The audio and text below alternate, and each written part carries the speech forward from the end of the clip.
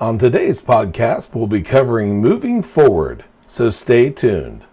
Welcome to Warehouse Safety Tips. You can find the show notes to each episode, links to information mentioned on the podcast, the social media platforms we're on, and anything else related to the podcast at warehousesafetytips.com. Now, if you're a seasoned podcast listener, this podcast is going to be different from most you listen to. It's based around exactly what the name implies, warehouse safety tips. And since the people in this industry are busy, we know that time is money and each episode will be as short and to the point as possible. And now, with all of that out of the way, let's get to the podcast. In some of the previous podcasts, you've heard us mention a statement and or thought process that, in our humble opinion, is toxic to a Kaizen environment. Now, before covering that statement, we should probably define what Kaizen is as well, just in case you're unaware of it. The word Kaizen comes from the words Kai, which means change, and Zen, which means to make good or better. Now, if you put them together, you have the principle of constant improvement and or change for the better.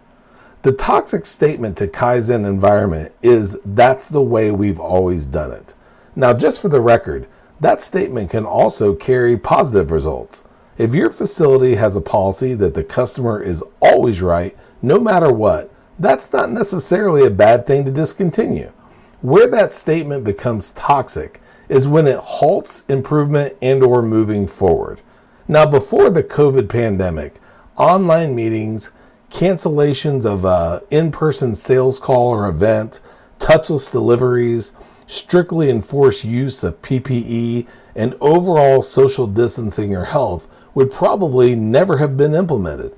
Some of those practices aren't necessarily what you want to have, but others have shown us that costs can greatly be eliminated and ways of doing things can be much safer. But none of them would have been uncovered had we lived a "that's what we've always done" system before. Sometimes change involves moving forward and taking steps backward at the same time. Avoiding staying in one place and making Kaizen your thought process will always be better than saying, "that's the way we've always done it." Before moving on, here's a word from one of our sponsors. If you've ever been to or worked in a warehouse, you know just how important safety is to both management and staff.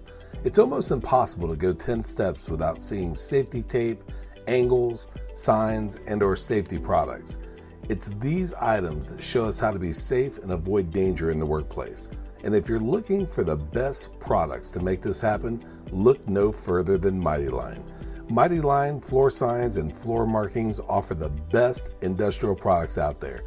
We're proud to have Mighty Line as the official floor sign and floor marking company for the Warehouse Safety Tips podcast and site. Go to mightylinetape.com/safety tips to request a sample pack of their incredible safety signs and floor markings.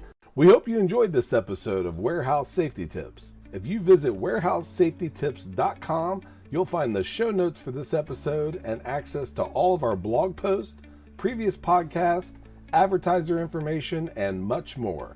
Thank you for listening to Warehouse Safety Tips and have a safe day.